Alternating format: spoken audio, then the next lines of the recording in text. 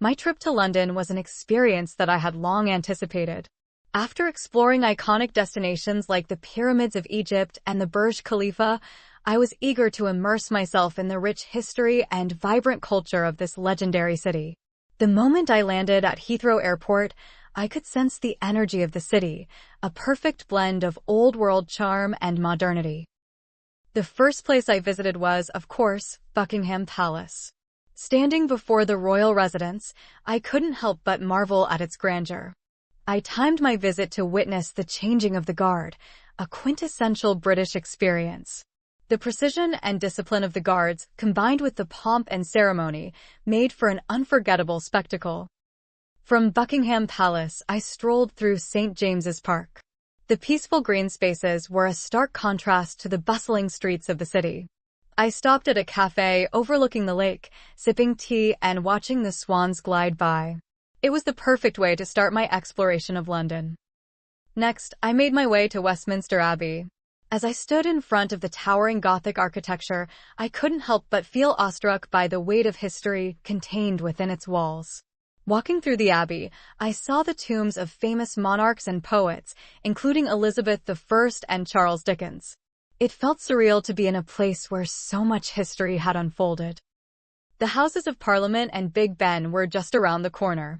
Even though Big Ben was under renovation during my visit, the iconic clock tower was still an impressive sight. I took a moment to stand by the River Thames and gaze at the Parliament building's intricate architecture, which seemed even more magnificent in person. One of the highlights of my trip was taking a ride on the London Eye. From the top of the giant Ferris wheel, the panoramic views of the city were breathtaking. I could see everything from the Shard to Tower Bridge and even spot the dome of St. Paul's Cathedral in the distance. It was the perfect way to get a sense of London's vastness and beauty. After the London Eye, I crossed the river to visit the Tate Modern. As someone who loves art, the museum was a must-see for me. The building itself, a converted power station, was a work of art, and the collections inside were even more impressive.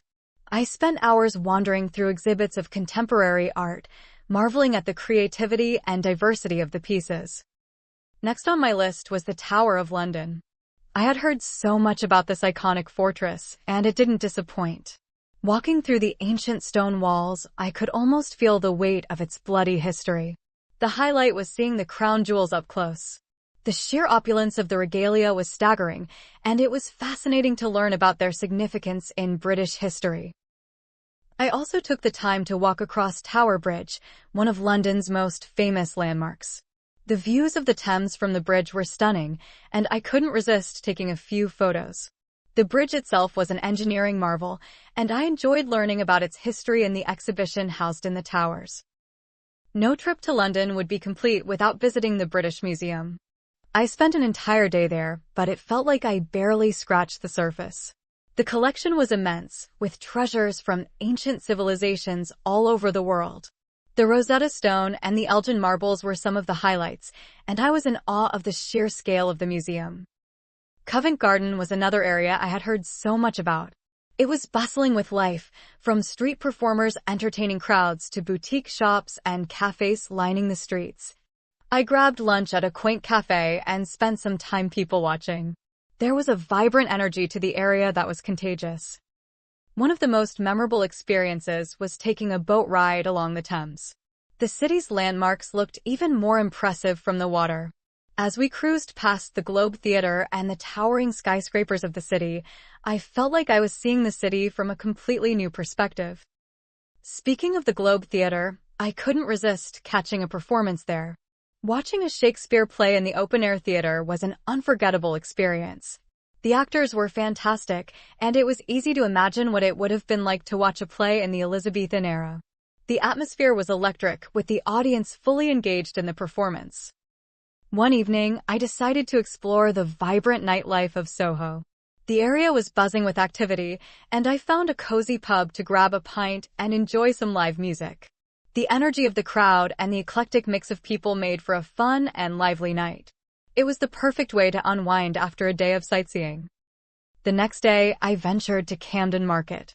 The market's eclectic mix of stalls, selling everything from vintage clothes to street food, was a sensory overload in the best possible way.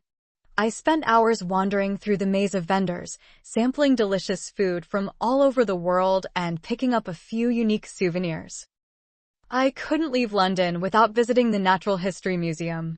The grand architecture of the museum's entrance alone was enough to impress me. Inside, I was captivated by the exhibits, especially the dinosaur skeletons and the vast collection of minerals and gems. It was both educational and awe-inspiring. Hyde Park was another highlight of my trip. The sprawling green space offered a welcome escape from the hustle and bustle of the city. I spent a peaceful afternoon walking around the Serpentine Lake and even rented a paddleboat for a bit of fun. The park's tranquil atmosphere was the perfect contrast to London's busy streets. The food scene in London was as diverse as the city itself.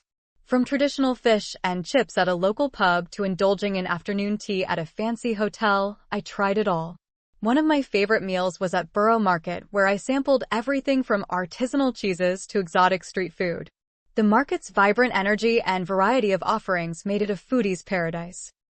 One of my favorite places in London was the South Bank. I loved walking along the riverside, passing by street performers, galleries, and theaters. The view of the city skyline, especially at sunset, was stunning. I stopped by a riverside cafe for a cup of coffee and watched as the city's lights started to twinkle across the water. The diversity of London's neighborhoods was something that really stood out to me. Each area had its own unique vibe. I spent a day exploring Notting Hill, with its pastel-colored houses and quirky shops.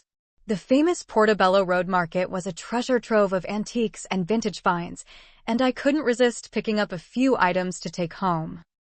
I also visited the multicultural area of Brick Lane, known for its vibrant street art and incredible curry houses.